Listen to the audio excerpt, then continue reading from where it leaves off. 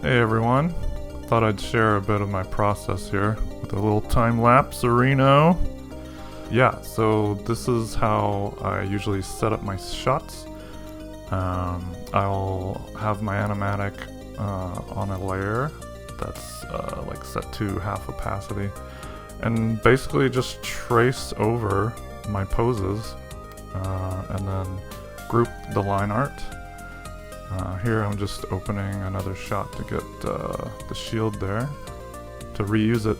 There's no sense in redrawing that if I can reuse it from another shot. So yeah, I'm just going through now. I've grouped up all my line art and I'm turning them into symbols, and then I've distributed those symbols into different layers, and now I go in and paint all of those symbols. And then make sure the symbols are in the right order. And yeah, this is basically how I do every shot.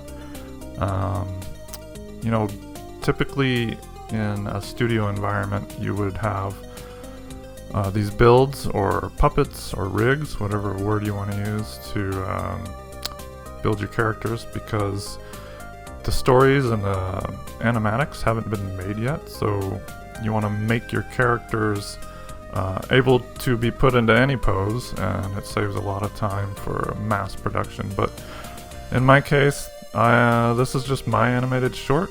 I already know what the character is going to be doing in every shot, and I'm the only person working on it, so I like to just build each character rig for each shot. It kind of makes it feel a little less like stiff and boring, I feel like.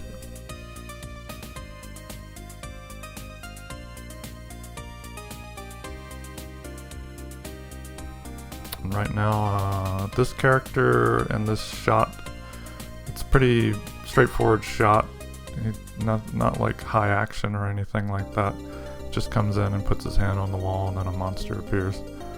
But I thought it'd be a good example to show how I set up my scenes.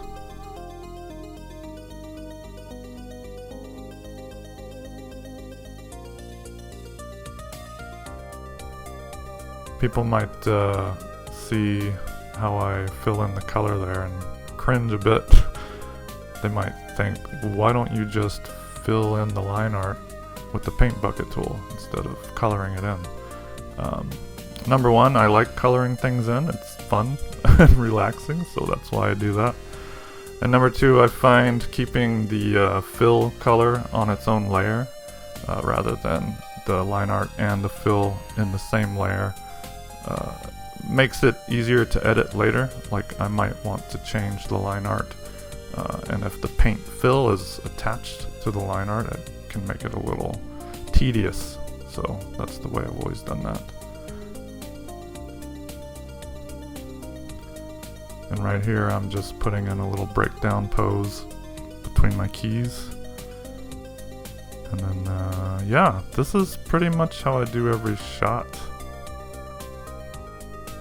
For something that's more high action, I will probably rough it out just on one layer, just old-fashioned rough animation, and then build everything on top. But again, this shot's pretty, straightforward. He's just sort of looking around and knocking on the wall, so I didn't feel like I need to do any rough animation here. Just sort of do pose to pose.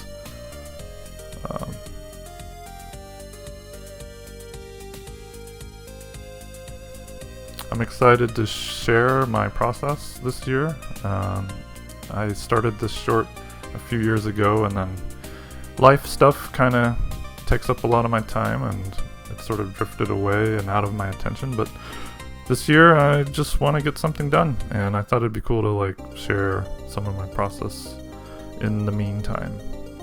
I've had my YouTube channel for 18 years, and it's always just sort of been a dumping ground for my animation, but I thought, why not start posting regularly, and then hopefully that'll inspire me to continue working on my shorts. Thanks for watching, and if you like this kind of stuff, feel free to subscribe. Cheers.